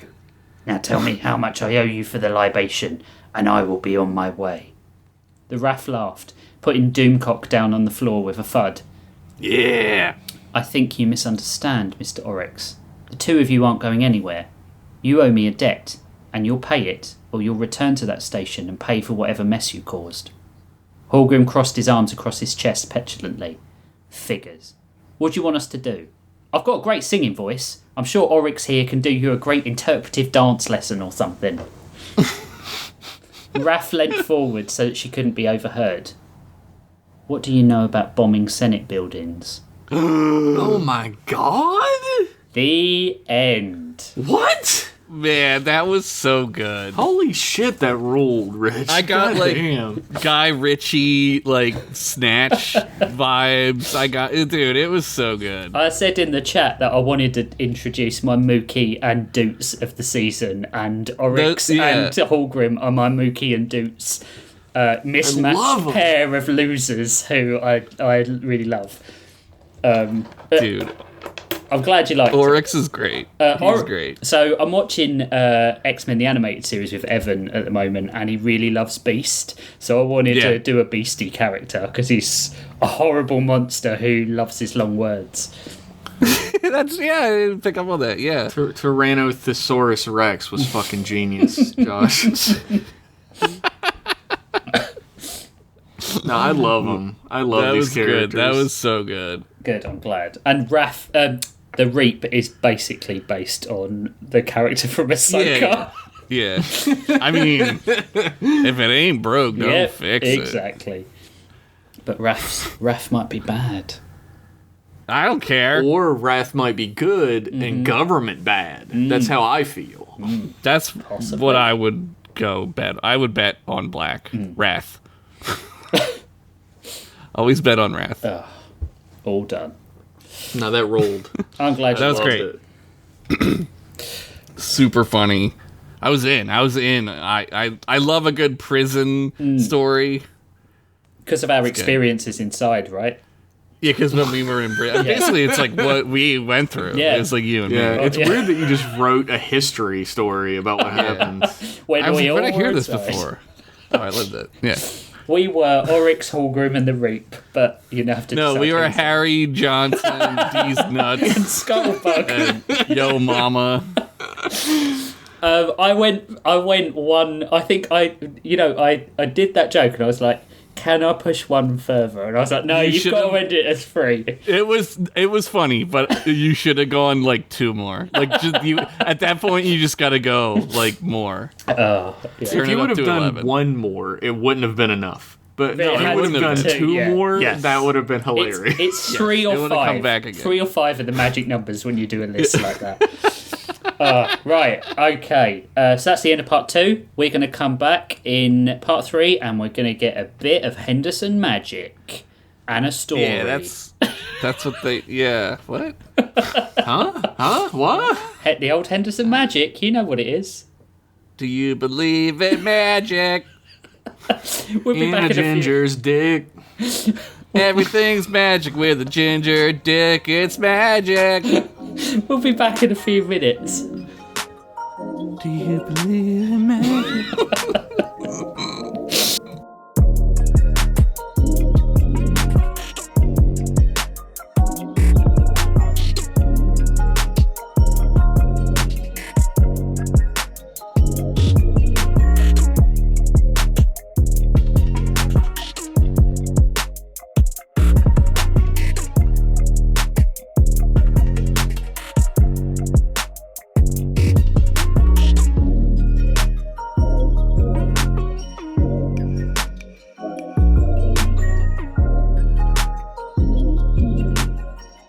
Heyo, we're back for part 3. That was energetic, wasn't it? Josh, Yeah. it's your turn, dude. That's the whole intro? Jesus. Yeah.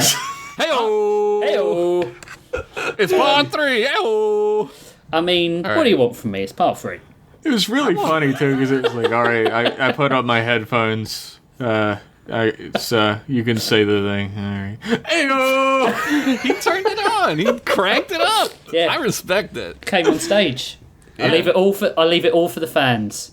He was doing like yellow leather, brown leather, yellow leather, red leather. How now, beforehand. brown cow? Yeah. How? And then, All right. Hey-o. Hey, my story is called "You Can Check Out, but You Can Never Bleed." It has What? nothing to do with the story.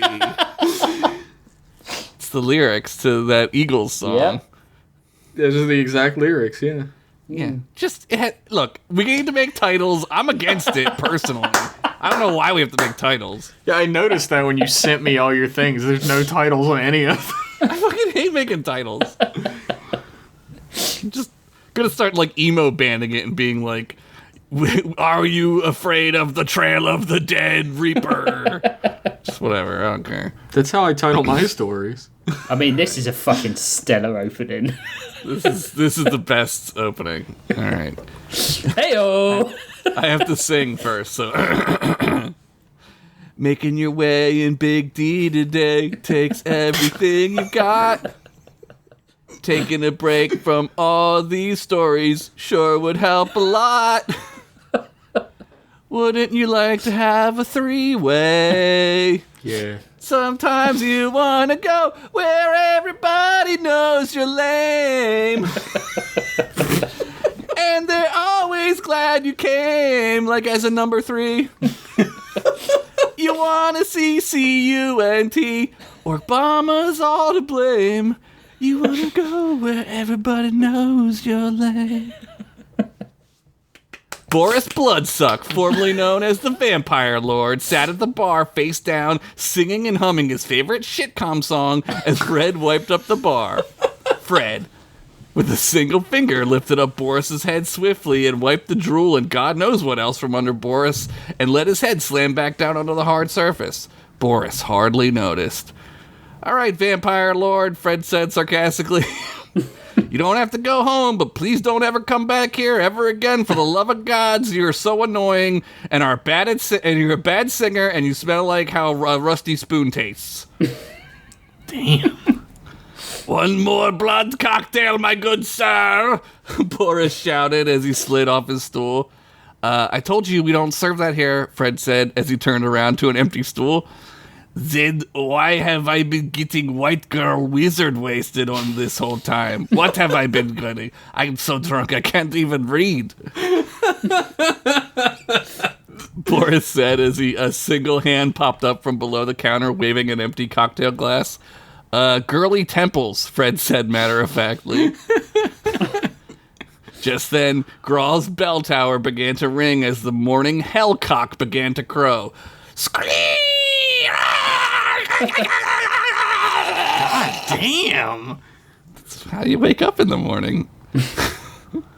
"Look, buddy," Fred said, "I appreciate that times are hard right now and you don't have a clan. Are you guys called clans? If so, you should probably rebrand that. That's got, like, real bad connotation.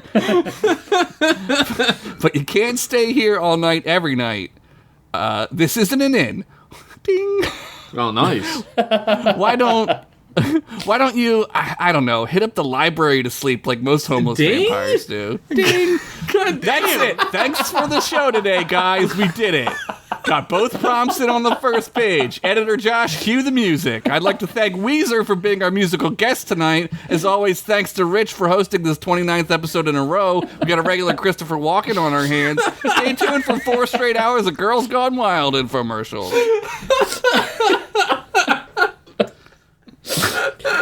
Jesus. But Boris pleaded, "It's the dawn. I can't go out. The sun will kill me. I saw you on the roof the other day rubbing Peppercorn's J.O. lotion all over yourself, suntanning, dude. You're a daywalker. We all know it. Now get!" Fred said as he picked up a broom and started sweeping the vampire out the door. Fine, I go," Boris relented. "But only because I want to, and not because mean man with adamantite abs and soft, supple rag-wiping hands wants Boris to. Good day to you, sir." With that, Boris waved his hand and drew a tunnel on the wall and stepped through it, as classic vampire lore says, and is a real power. Don't have to look it up. I believe it. Yep. It's canon now. Get it? Yep, it's canon. Immediately, Boris was transported back to his favorite spot to sleep and hunt rats for their blood and milk. The back alley of Flamingo's hideout, TM. I don't know if I called it anything. I don't even remember. So it's it now. That's what it is now. Boris made a record-scratching noise with his mouth and started to narrate in the third person. So, I bet you're all wondering how Boris got into this situation. It all began episode 27, where I was a bit character and mainly comic relief for a story that was so boring it was headed nowhere. All alone in this world, Boris can't even find thralls to narrate story of his life. A pointless tale much like episode 27. Jesus. Josh, the writer, is taking a beating in this one. What a dick. I hate that guy. Nobody will ever remember Boris and his amazing singing voice. Boris sat down next to a rat. The rat looked up cutely at Boris as it chewed on a piece of cheese. Ah, Mr. Rat, you got any milks for Boris? Give me all your fucking money, punk! The rat yelled as he pulled out a gun. What the hell? Another rat with a gun. Or is it the same It's rat? gotta be the same one. Boris woke up in the same alley around dusk. His head hurt from being pistol whipped by the most gangster-ass, thug-ass, hard-as-nails-ass, motherfucking rodent in all of Big D. And that was saying something, because I have literally seen a rat eat its own foot off just because it was boarded in a cage for too long. Rats don't give a fuck. Rats will eat you out from the inside and make a little house out of your rib cage, where they'll just breed with each other Alabama style until all your skin has been devoured and there aren't any more nutrients to sustain their Borg-esque rat pool they formed into a moving wave of disease and death. Like the floor is actually moving, like those things in the airport, but it's rats. Jesus. Sometimes you say things, and I'm just like, has this actually happened to him? That's writing for you. Who knows? No, I did see a rat eat its own foot off once. Nice. I know. My cousin had rats as pets, and he was like, they're so cute, blah, blah, blah. And then I watched it eat its own foot, and I was like, that's not cute. That's not cute, man. It's kind That's of the fucking opposite. terrible. Anyway. Boris, a gentle whisper blew through the wind. Boris. Huh. Boris jerked upright, like I jerked your dad upright last night. I forgot I wrote this. Yeah. Yeah, that wasn't him in the garage jacking the car up. That was me jacking his dad handle. We're going to a ball game next weekend. Padres versus the Padre fuckers. You're not invited. His dandle. Natasha? Boris shouted reflexively. Oh my god. Boris, come to the library, the voice said. Come to the library, the voice said. I'm sorry, did you just say library? Boris said with a wince. The library, Boris. Set me free. I'll make your dreams come true. I mean, that sounds great, but I need to know, are you saying library on purpose, or are you doing a bit here? This could be a deal breaker. I don't know if I can have my dreams fulfilled by a disembodied voice that can't even say library. I'm a Russo vampiric stereotype, and even I learned how to say library with 2 R's. It's not hard. Library. The voice fell silent, and only the pounding of Boris's aching jaw and head could be heard in the still of the night. Okay, I guess we're done. Not gonna answer me, I guess. Cool. Good talk, lady. Guess I'm going to library. He's being a real prick about this. He's kind of drunk and just got pistol whipped by a rat. He's had a having bad day. He's had a bad 2 episodes. As Boris reached the massive building that once housed the library, it's going to be so hard to say this, he glanced upward to see the ancient script written in stone blocks to the building. Like a temple that was once revered, the writing had stood for 1,000 years. Only now, one of the R's was blown apart and not visible. Grawl Library, Boris said out loud. Well, I'll be damned. I'll be a son of a bitch. Son of a bitch. Boris walked into what once was a gigantic and grand repository of knowledge, but was now only mainly used as a toilet. One which he himself had used many times. He had been here before, of course, back when he was a young vampire. He'd studied the ancient ways. Deep in the stacks, he'd practiced sucking blood out of the necks of his victims on a pillow cushion. Don't shame him. We've all been there, am I right, guys? Editor, edit out those cricket sounds, please. Oh no, it's Rio. Shit. He's back.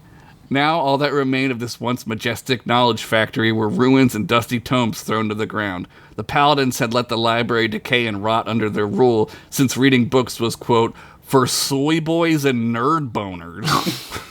Oh no. After the revolt in Grawl, many looters took the most of the tomes, especially the erotic ones that were kept behind those weird library cage things. You know the ones, like those medieval jail doors they have around books that only make you want to know what the hell is in that section even more, instead of just having them accessible to everyone and being adults about human sexuality or pictures of tits or boners, or that the Holocaust actually did happen, or whatever controversial thing people think is godforsaken hellscape of a joke of an existence. Anyway. I got too real. It did. Hello! Boris shouted into the darkness. The echo of his voice traveled far down into the cavernous well of book stacks below. The Grawl Library was once so caked up with knowledge that the ancient city fathers built the temple into the ground, a swirling double helix of stacks and stairs slowly twisting and arched downward until not even Boris's super vampire night vision could see the bottom. He walked slowly down one of the spiraling ramps and randomly plucked a dusty book from the shelf. My top 10 favorite defenestrations by Aldous Mudspine, he said out loud. Pass, Boris said as he threw the book down into the pit. He waited for the sound of the heavy leather-bound tome to reverberate back up to him, but nothing except this cool train sound I have going on. I wondered what the fuck that was. It's a fucking train! This is my whole life! Are you hearing this? We're gonna have to add that to the theme song. Jesus Christ! It's the library train. Choo choo, get learned, motherfuckers. He whistled. That's a big hole. Just like your mama's hole. He laughed at himself. Man, I really need to get some friends. He picked up another book, this time a heavier gold-bound tome with lots of pretty pictures on the cover. MILF by Reese's T.Y.'s, he said out loud.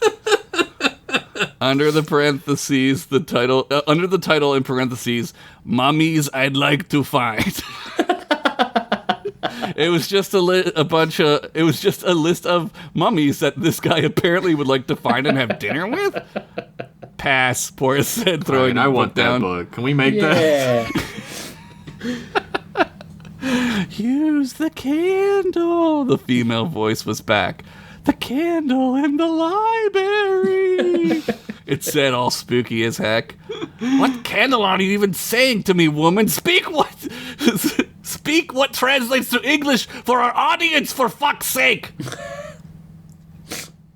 A green glow could be seen from below, and the pit faintly on one of the ramps leading down into the pit. Wow, what a great sentence, Henderson. I believed it.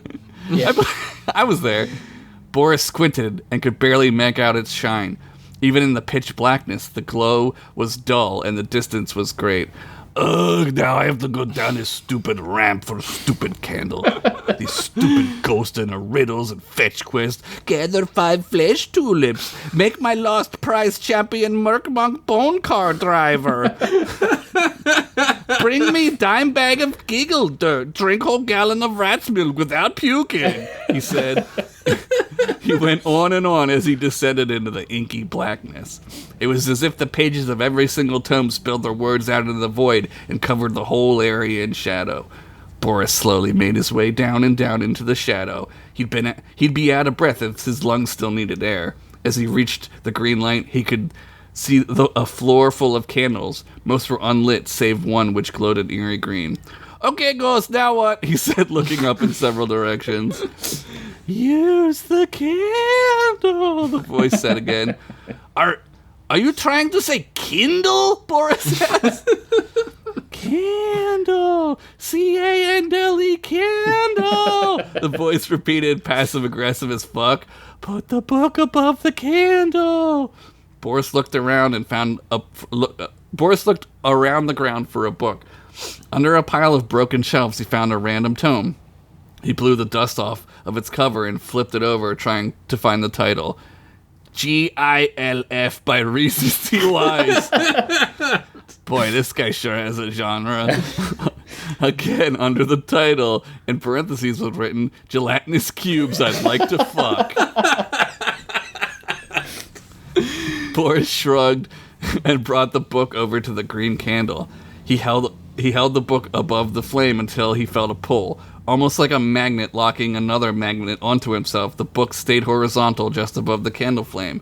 After a second, the green flame engulfed the book and vaporized it within milliseconds. Stunned, Boris looked around like, what the fuck was that shit? But soon he could see green text being printed in midair above the candle. Oh, candle, I get it, he said, realizing this lame joke's payoff wasn't even that good, but here we are. It's like a Kindle, get it, guys? I got it. Okay, all right. Josh, edit up those crickets, please. He read a few lines. One cube in particular seems really fuckable, the text read. The milky white gelatin of this cube is caused by all the jizz it consumes because of its fuckability. What the hell is this shit, Boris? Is that the kid from episode 2 or 3? Yes, The jizz cube. maybe. What the hell is this shit? He said. He couldn't help it. Almost against his will, he kept reading. His eyes grew heavy as the words he read spilled into him like jizz into a white gelatinous cube's flesh orifice. He felt himself swaying back and forth and tried to close his eyes. It didn't matter. The images flooded his brain until, zoop! He woke up in a dungeon. He looked around, but saw with new eyes. He was the gelatinous cube himself. What the actual fuck, he said. But the words only came out as glorps and slorps and bubbles of spittle. Suddenly, he noticed a female cube whose acid spittle smelled like rotting flesh. He was turned on. Boris would go on to live a full life with his cube wife. They'd have twins, Glorpanox and Splork. Splork would go on to become a cube senator and represent Delve District 349, while Glorpanox would follow in her mother's footsteps and become boss of a hidden dungeon room full of gems. On Boris's deathbed, his lovely wife held his schlorp appendage and wept tears of pure sulfuric acid. He reassured her that this was not the end, but merely a doorway into the next life. As he glorped his last blork, his gel turned into gray dust. And every single coin, bone, and spoon that he had in him evacuated all at once out onto the bed. That happens. They don't want you to know about that, but that does happen. It happens. Boris gasped as he returned to the library. He was sweating bullets if they'd been invented yet. Yes, I know, that rat had a gun. I'm assuming it shoots bullets. Save it for the wiki, you dorks. It shoots potato bits. It's a spud gun. Look, Yeah, only the rats have bullet technology. Yeah. The only way to defeat a rat with a gun is get another rat with a gun. Boris had lived an entire life as a cube. Where was he? Who was he? He still felt love for his wife. Fucking inner light Yeah, idiot. this is inner light as fuck. Still felt love for his wife Glorbornzo. Glorbanzo deep in his heart. He had a heart. He was Boris. He was a vampire in a library reading a magical book on a magical candle that would transport you into a story. A lot like a holodeck for you fantasy nerds. Yeah, didn't think I could pull off holodeck in a fantasy story, did you dinguses? Don't ever question my superiority again. Did you check over there, you stupid son of a dickless bitch? Another female voice said from below. Shit, Boris thought as he gathered himself. Mist form, he whispered as he turned into a black mist and hovered up into the stony ceiling above, nestling into the shadows. Did you hear that? A gravelly voice said. Keep looking, you turd muncher, another voice said. We need to find this tomb or it's our asses on a pike. And I do mean on a pike, not like we're gonna get spanked with the pike like you like so much, slit. Boris could see the faint light of a torch moving toward him. Instinctively, he inched backwards into the shadows more. Soon he saw a tall, dark-haired woman wearing a very revealing gown. Like, full-blown nips were showing. Like, they were half-mooning over the itty-bitty top of her gown. Like you'd see in the Victorian library cage. Yes. Ooh. Yes. It's come to life. She had to know those areolas were getting aired out. Behind her were 3 goblins, each as nasty and buck wild as the last. I do like me a good spanking prod, Slash said. Your mom got a good spanking prod from my pike last night, said the third. Skate, you ain't never even met me mom. She lives in Blobbington with me stepdad Larry, so there's like 0 chance you got to fuck her. But I do recommend it if you get the chance. Being filthy goblins, we do that sort of nasty shit. Jesus. But you know that because you're a goblin, and I'm just expositing for any potential eavesdroppers or onlookers. Quiet, morons, the woman said. We are not alone. Amelius Bedelius, she shouted, raising a single finger. Suddenly, a bright flash of light hit Boris right in his peepers. Ah, fuck, oh shit, Boris said, as his mist form faded and he fell from the ceiling. Looks like we got ourselves a wee vampy, Slit said, licking his lips. Boris shielded his eyes and tried to squint the bright light out from them, but he was seeing those shapes you see when you rub your eyes a whole bunch, like little animals and shit. Now, why would a pathetic little vampling be skulking around a library in the middle of the night? The woman said as she glided over to Boris. She held a single finger with still blazing with holy light under his chin and got her boobies like really close to his face. He took a peek because, I mean, they were right there, you know. It's pronounced library, Boris said defiantly. Don't let her find me, the disembodied voice said. But both Boris and the dark woman looked up. They both heard the same voice.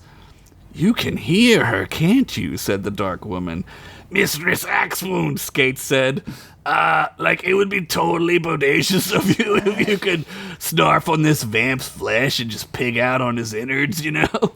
Silence! Axewound said. Oh my god. Back. Snapping her head around without turning her body, just like head went full exorcist around. This freaked Boris out because that's not usually how necks work. Very astute. So good. We can use this vampling. Take him down into the pit, Axewound snapped her finger. As she did, a black crab-handed spiderling appeared and chittered its way down her fingers. She held out her hand as it lay in wait in her open palm. Boris froze, not with fear, but with rigid, unnatural magic like that time. Not with fear, but with rigid, unnatural magic like that time I took 2 Viagra, because fuck it, why not? We got this hotel room all weekend. I'm going to party like it's 1999. 1999 times 2. Yeah. The spiderling crawled and clawed its way into Boris's ear canal. Ugh. He tried to scream, but honestly, honey, I wrote honestly, honey. God damn. This wasn't the weirdest thing that's ever been in his ear. Spring break 69, 69, baby. Finally, with a crunch, the spiderling snapped into Boris's thoughts. Oh, hi, I'm Roy. I'll be your thought parasite for the duration of this quest. If you need to think anything or have something you'd like to share with our Lord and Queen, the great Queen Axemoon, please just think it, and I'll translate those thoughts into dark magic and transmit them right away. Boris went silent. I love him. He tried to think.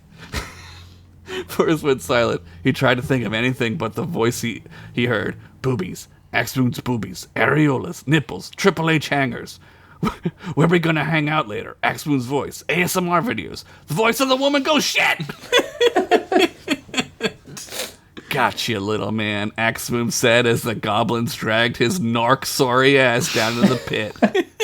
To be continued. Oh my god! Axewound's back. What's going on? The return of time. Queen Axewound. What's happening? Why does she want a ghost so bad? I don't know. Is it a ghost? I don't There's know. got to be ghosts everywhere in this shithole world she lives in.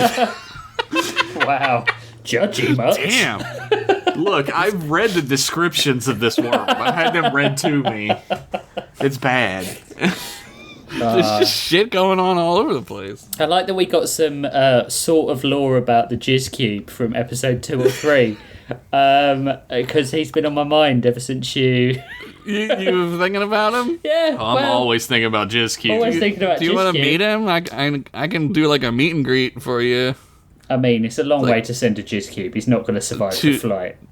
$250 an hour, you know what I mean? It really depends on how many people on the flight jizz in him, whether he survives the flight or not. Yeah. I think he'd have to go down where like the dogs and cats travel. Like I don't think they let him sit like in a seat. Maybe I could just subscribe to his only flans, because I imagine he's got Oh the my consistency of a flan. god! Only glands. Only glands.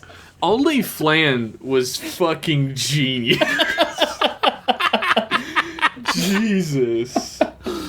Oh man, I honestly like I didn't know what to write about, and I was like, I've been watching Ahsoka, and I was like, why do I always feel like I have to like end the story? Like Yeah. I'll just fucking pick it up later or whatever, Yeah. right? Like. Why do I always, like, it doesn't have to be anything. You're Like, gonna have I to don't know. retrofit the prompts next time, but that's about it. Well, yeah, I'm gonna also have to, like, go back and look at all the things I named everybody. Yeah, true. Yeah. I have a file on my phone. I have a file and a backup file of every character I've named. I didn't know if I named the vampire. I was like, I'm pretty sure I didn't. But I had to, like, read my story, and I was like, this is fucking genius. I thought you didn't name him either. I didn't. But so I just okay. named him. I was like, I gave him Russian kind of vampire accent, so Yeah. Boris. Yeah, Boris was a great name. And also the Boris and Natasha joke was fucking genius. Underrated. What happens when you save it for the last minute? Yeah. Rich is like, yeah. Yeah, just a weird little fun fact for you. We were supposed to record on Tuesday, and it's Thursday. And somehow I still, even though I'm the one who postponed the show, I'm still the first one who finished my story. Yeah. Well, I mean, I could have written it on Monday or whatever, but, you know, time makes fools of us all. That's I very had- true. What messed me up was recording M Class last week, because Yeah. it's messed up my, like, in my head, I had 2 weeks because it's the Yeah. last time I recorded. And then I was like, oh shit, that wasn't Story Lords, that was M Class we recorded. Welcome to our world, baby. Yeah. Yeah, that's how it is for us. Yeah. But I'm so fucked up. Like I don't even know what day it is half the time anymore. So it's amazing I get anything done. Honestly, Work is the only way I can keep track of the days now. It's because I know I have to get up on a Monday, and I know I desperately look forward to a Friday. I'll let you know a hard truth about me, like a dark truth, is knowing what day it is bothers me now. Because Yes. it means I have responsibilities Yes. that I need to keep track of the days for. like Man. I feel like such like a fucking fraud on Monday because I'm like, oh god, it's Monday. I hate Monday, but it's like But you I don't don't fucking do- go yeah, you anywhere. don't go to Garfield work. both, baby. It's a redhead thing. Hate Monday. There were Where's some my good list stories, boys. Yeah, Yeah. that story fucking kicked ass. I love the inner light. It's like, what if he just thought he was like a cube for his whole life? And he loved his wife, Glorzia or whatever her name was. Glorbanax. Glorbanax. I feel like then- Glorbanax's name changed a couple times in this story. No, he had twins. He had Slorp? Yeah. Splork and Splork. like Glarba. I thought Glorbinax was one of the kids. Glorbinax Jr. I don't know. Okay, there we go. Look, it's their culture, Jeff. I don't name them. They name them. I don't know the jizzes yet. No. And I suppose it's like, when you change the pH of soil when a flower changes, if you add more jizz to a thing, it changes the cube, right? It changes everybody. Your body makes a promise when you jizz in something, so yeah. If you replace all the jizz in a jizz cube, is it still the same jizz cube? I'd imagine Theseus's jar of jizz. That's what they call it. Yeah. Oh, man. All right. Let's close the cover on this week's storybook. We need to pick some prompts. So can we get out the all-C prompt ball, please? Who's got it? I think you've got it. You haven't sent it to Okay. anyone else yet. Let me clear my throat. I got like lots of snot.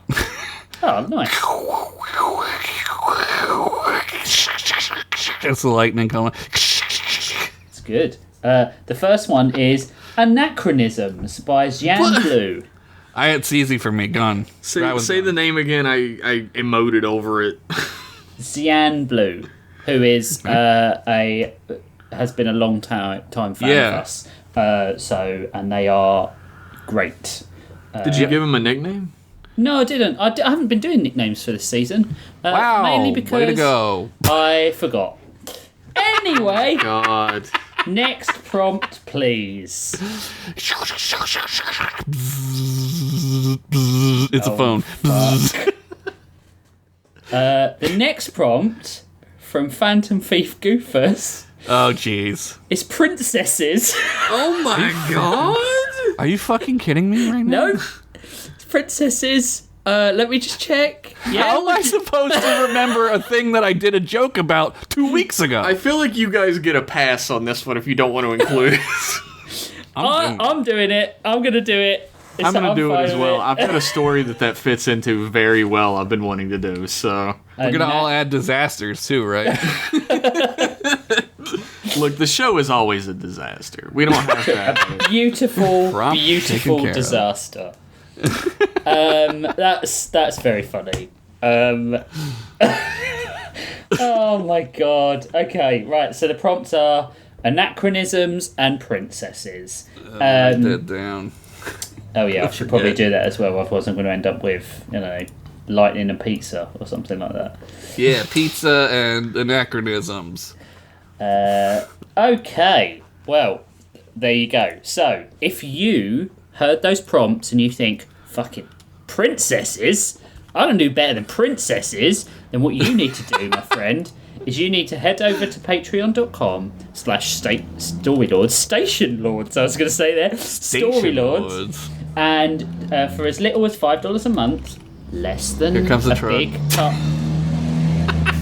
Fucking hell. Yeah! I mean, that is all the people rush into our Patreon right now. It's true. to That's put all them prompts. going. Go into patreon.com/Station Lords. That's why they thought it was a thing about trains. So for as little as $5 a month, a cup of coffee, a Cup of donation shitty to a coffee. worthy charity. You could join our super cool Frame it like Discord. that. You don't want to help your Buy fellow Hungry man. Josh Don't- food for just 30 cents a day. Look, we're the charity now. We need the help. Look at me. Teach a We're man the to charity. fish. He'll fish every day. Pay Patreon /Storylords $5, and we will all enjoy beautiful stories. That's right. I've heard that story. saying. I've heard that saying. Ancient. It is. It's in the Bible. But you can suggest prompts. You can read our stories when we put them up, and you can join our super cool Discord and get early access to like fan art and talk to us and interact with all the super cool other fans that like what we do, and sometimes there's- mock me for being a furry. Apparently, Oh, Wait, you're a furry? that was When in did the happen? that was in the Toonhounds Discord. but it got transferred over as well because Bivsy decided to screenshot a conversation out of context, and everyone was like, "You like Clifford the big red dog?" And I was like, "No, I don't. Anyway, if you want to find Why out what would I'm you talking tell about, people what it was about on this podcast? because if they want to find out what it really is about, right. then they can go to Patreon, pay us $5. He sacrificed himself for us. did. I got a pitch. Did. I got a pitch for the Patreon. Go on. For the Discord specifically, if you've been listening to the show and it's kind of inspired you and you want to write as well, but you don't really have the impetus yourself, you're looking for a group of people who are also writing, who you can write along with, then that's happening on our Discord right now. The Story Lords Writing Club is That's fans just like you who are writing their own stories using new prompts and their own prompts. Oh, they're rushing to the Patreon now, baby. I'm so sorry. Patreon.com/storylords, and for $5 a month you get access to the Discord where you can join the writing club. And they do a Saturday or Sunday. I think it's once a month. The guys will have to tell me about if I'm wrong about this. They will, obviously. But when Spivsy and I were recording Toonhounds on Sunday, they were all in the Discord chat, the voice chat, reading their stories to each other. They read. That's awesome. Yeah. That's killer. I didn't know that. They were doing I their hope own, they do voices. and were giving each other critiques and having If fun. you don't want to and they said read, it was if you don't good. want to read out loud, you don't have to. But Yes, it's absolutely. a fun thing that you can join in on. Yeah, I'm pretty sure the guys would just welcome the write-in, and you don't have to talk if you don't want to do that. But they're all super cool guys. Big fans of the show, and we're big fans of them. So You can also just give us your money for nothing if Yeah. you want to. That's fine. yeah, It'll go to a good cause. it will food and or Lego. Yeah, it'll go to paying my goddamn bills, which Yeah. I am constantly worried about. If you want to take that worry off my plate, give me your money personally. Yeah. I go to Target and I go to get real adult things, and then I go into the Lego aisle and I just curse Rich every single time. Yeah, I'm sorry, I've done. There's X-Wing is out now. I want that E-Wing that's coming out. Yeah, the Look, Ahsoka stuff looks really great as well. It's cool. Look, yeah. I don't use your money superfluously. I use it to pay I only bills spend and the buy continue. food, so. I only spend continue money on Legos. Wink. But for $10, you get access to our other sidecasts that we always say we should record another episode of, and we should soon, which is Redesigned by Kabitty, which is our extra podcast where we redesign an existing IP, like a movie or a series or a video game or whatever. And then for $20, you get all that, the PDF of our upcoming book, and creator credit in the book itself. It is literally the most sensible thing you can do. If you've got $10 in your hand right now, or in your account right now, and you have got an important bill to pay, or Storylords, go to Storylords. It's just the best thing you can do with your money. I'm an think what we'll independent do- financial advisor. True. I think what we'll do is, whenever my life stops being a constant fucking roller coaster to the depths of hell, I will put together. We'll work together to make the PDF version of the book, and then we'll worry about anything else later. Yeah. Yeah. We also, we hear what you're saying. We've had a few, emails and messages and private messages about merch. We will definitely figure that out at some point. There is merch coming. One of the big problems is always that people say they want merch and then they don't buy merch. So it's a lot of effort. The story of my life. Which We're is gonna can we come out with a merch monk plushie? Oh my god. maybe It's what like we a could Merc do. monk and it has a giant dollar sign on its chest. Can we just give him a bling, a necklace with a fucking dollar sign on it? Someone asked me once, why did Josh never do a Blapple plushie? And I was like, dude, have you seen how much plushies cost to make? Oh yeah, and back then that was not a thing. Apple is gonna cost a fucking fortune to make. Yeah, That would be fun though. but maybe we'll figure out some way. If you guys can suggest a way that we can do that, and guarantee some pre-orders. Maybe we need to do pre-orders. Maybe that's the Maybe. thing we need to do. But if we get enough then we will definitely start doing merch, because, we want to do merch as much as you want to receive merch, right? We're not just, not doing it out of principle or something. It's like a merch 69 is what we really want. We want to do it. You want to give it. Let's go. You suck our dick, we'll suck yours, right? Yeah, or whatever. I'll suck anything. If you want any other info on the show, you heard it here first. That's for the 420 Patreon. That is definitely not where you heard it first. No, that's true. That is true. Pretty sure I've said it before. If you want any, consider Josh your personal jizz cube.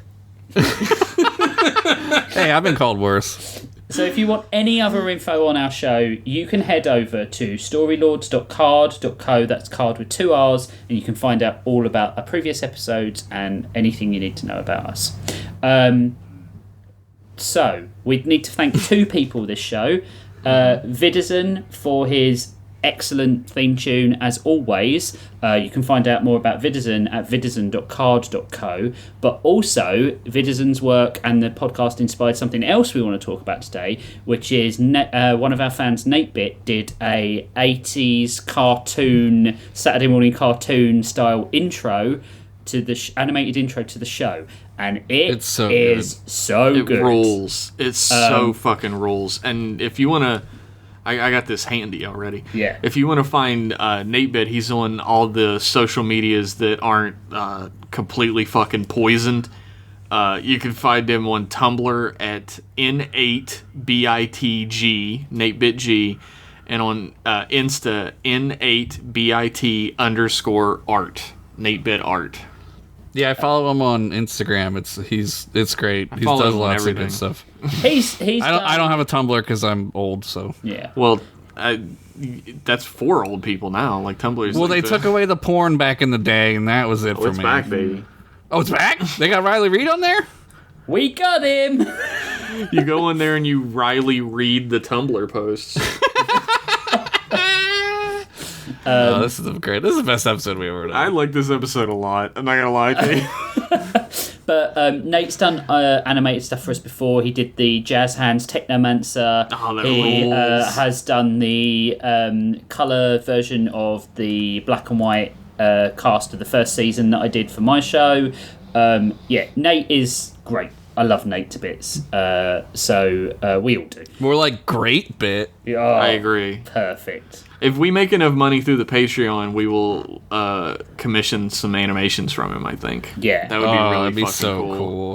People have said that a couple of people have messaged me and said we need to get on YouTube, and what I think that's very difficult to do in because of the editing with any sort of video, but as a sort of like animated title card, like one of us speaks, the animated head comes up. And that sort of stuff, and that would be great, but that is incredibly time consuming to do. There's ways to do it. I can look into it. There's some. We did something like some that ways to for the M-Class an M-Class Patreon video. Yeah, but I animated it, and I'm not doing that for 2 hours. That will take me literally my entire life. Yeah, like if it just like if we like paid somebody to do just like a head bobbing up and down with the mouth moving. Yeah, there are like although that would also be like VTube programs. I know there are VTube like that VTubers use like that do that for you, but cool. I don't really know. Like I'd have to look into it. If we cleaned up our act, we could do like we could just record video while we're doing the podcast. That is true. I don't think we want to get more viewers. I don't think people want to see me. Do we think that my internet would be able to handle a video call? No, my absolutely gerbil-driven internet, which doesn't want to connect Skype calls sometimes. That's another one. Yeah. Oof. I mean, if we did do a video, it would reveal that Josh records down by the drag racing track. I'm at the Indy 500. I'm at the fucking home show where they're showing off the newest grass mowing technology. Fucking zero turning radius. Fuck yeah. Yeah. Holy shit. You can turn on a dime, man. So I've got one other thing to say. If you want some art done, you need to go to jeffpennington.art and support my friend Jeff. because he needs to pay his bills once he's got his family stuff sorted out, and everyone. It's going to be needs at least a week before I get back to you, but I mean, it's going to be a week before you hear this. So yeah, exactly. But if Jeff's delayed because of family stuff, he will get back to you. I have commissioned art from him before. He's very reliable. He's a handsome man. Mm-hmm. He's the perfect person you want to get art from. Okay, if you doubt that, go to M-Class Podcast Twitter account and look at some of the title card art he has done for the latest M-Class art, because they are... You're a sweet, sweet man, Rich Masters. Yeah, we were talking about it on M-Class. Yeah. I don't know if we recorded it, We but did. Rich and I were saying how... Oh, we did? Okay, I don't remember. But we were saying how, like, you're just getting better. Like, your art's just getting better and better. You guys are giving me such a boner. Thank you so much. I mean, that's pretty normal. No, that's for a boy your age. That's a boy my age, 36. Yeah. 37, that's when your boners start. You don't get a boner until then, unfortunately. Till then, yeah, I never got any boners. No, thank you guys. It's very sweet. And there are links, if you go to the link section on my website, jeffpennington.art, and there are links there for all my socials, and also a Ko-Fi link where you can just give me money. When's your birthday? Monday? Sunday. Sunday, yeah. I gotta send you a present, man. Oh, you don't have to. I've been fucking avoiding sending it to you for like 3 months. It's been sitting on my table for like fucking 4 months, dude. To be fair, you tried no. to directly send it to me from them, and it didn't work out, so... Yeah, well, that was a fucking scam. I got scammed. Oh, no. It's a jizz cube. Dude, Grandpa Henderson got scammed.